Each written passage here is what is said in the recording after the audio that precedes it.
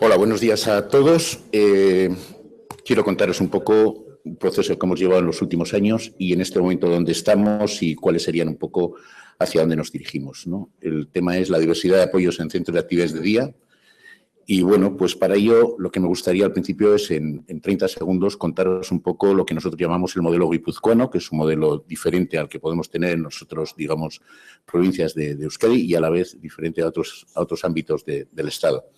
En ese sentido, comentaros que en Guipúzcoa el que orienta lo que es la atención a las personas es la administración, en este caso servicios sociales. Por lo tanto, nosotros lo que hacemos es damos servicio a aquellas personas que la administración determina que necesitan ese tipo de servicios. De tal manera de que en la pantalla vosotros veis es un modelo llamado de escalera o de cascada, donde se recogen las diferentes opciones que hay para las personas con discapacidad y cómo en la margen izquierda se recogen las entidades que dan o prestan esa atención de apoyos a cada uno de los colectivos. De tal manera de que Gautena, la entidad en la cual yo trabajo, llevo a cabo mi actividad profesional, nos centramos fundamentalmente en la atención a personas con necesidades de apoyo extenso y generalizado, fundamentalmente personas con trastorno espectro autista y personas con discapacidad intelectual.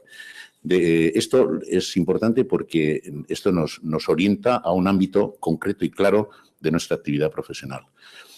Cuando hablamos de lo que llamamos el servicio de atención de día, el servicio de adultos, hablamos en este momento de un grupo de 100 usuarios entre 20 y 60 años con un diagnóstico de TEA, con edades superiores a 20 años, de los cuales hay un grupo de 28 con edades superiores a 45 años, con un ratio de trabajo de 1,4 y en el entorno de Donostialdea. Donostialdea es San Sebastián y ocuparía una zona aproximadamente de unos 35 o 40 kilómetros, donde está aproximadamente el 70% de la población de Guipúzcoa. Recientemente hicimos un análisis de las necesidades del colectivo y nos encontramos con que con esas 100 personas y teniendo en cuenta que el trastorno espectro autista es un trastorno muy heterogéneo, nos encontrábamos también con una variedad de intereses, una variedad de desarrollo de habilidades funcionales por parte de las personas que componían el servicio y, por otro lado, con unas necesidades de apoyo variables, de personas que tienen pues, unas necesidades de apoyo extenso, pero que tienen unas buenas habilidades sociales, interés en la comunidad y demás, a otras personas que necesitan un apoyo más intenso, ¿no? A partir de ahí, lo que llevamos a cabo fue un proceso de reflexionar sobre lo que estábamos haciendo y esto nos llevó a la idea de un cambio de mirada en el servicio de los apoyos, centrando en lo que en este momento considerábamos que es prioritario para este grupo de personas con estas necesidades. Por un lado, un marco más inclusivo, o sea, dejar de mirar los recursos de centros de día hacia adentro y tener una mirada más externa, más hacia la comunidad. La flexibilidad, dejar de funcionar con grupos estancos, con un profesional, sino que exista la posibilidad de poder flexibilizar los grupos. Esto en colectivos como personas con TEA es muy complicado porque son personas que requieren pues, una estructura y requieren unas personas concretas que son los que les hacen los apoyos y el cambio de profesionales puede generarles muchas dificultades. Por otro lado, el ajustarlo a los tamaños.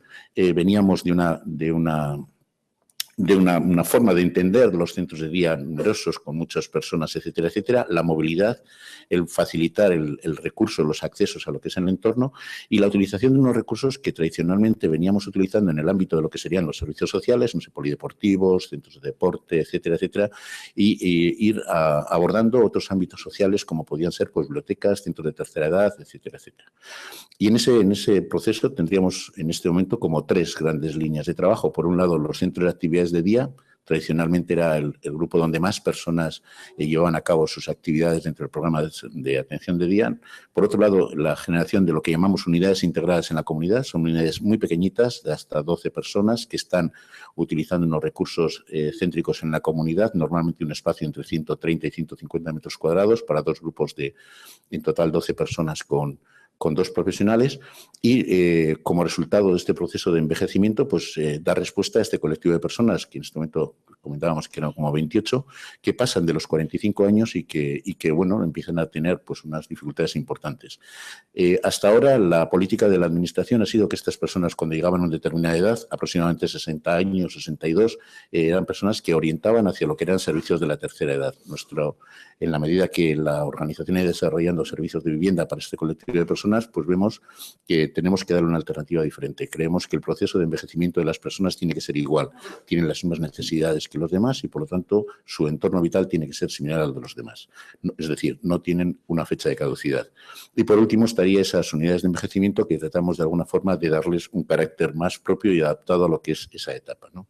No voy a hablar de los centros de actividades de día, que se supone que todos conocemos, pero sí que quiero hablar de las unidades integradas en la comunidad, que están formados por grupos pequeños, con unos ratios ajustados, a veces es un grupo de 1,5, 1,6, pero siempre en las unidades tiene que haber 2 grupos o por lo menos 2 profesionales para dar consistencia. Si fuera un grupo solo, falta el profesional, de alguna forma limitaría la participación, la utilización de lo que es el calendario de actividades, con unos espacios reducidos o muy orientados a lo que es el uso de la comunidad. Normalmente son céntricos y alrededor se dispone de acceso a través de los propios medios o de servicios públicos a los recursos que puede ofrecer pues, ciudades que tengan pues, alrededor de 20, 30, 40.000 habitantes, que son ciudades muy fáciles de poderse desplazar y poder utilizar los recursos sin necesidad de unos recursos de transporte adicionales.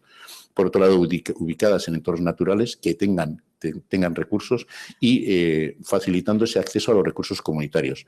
La diferencia en un centro de día y una unidad sería que en un centro de día pensamos hacia adentro, miramos hacia la realización de actividades dentro de lo que son los talleres del propio centro de día. En cambio, las unidades están pensados hacia afuera. Es un lugar para juntarse, para luego llevar a cabo la actividad en la comunidad y teniendo en cuenta este colectivo de personas con este grado de necesidades importantes.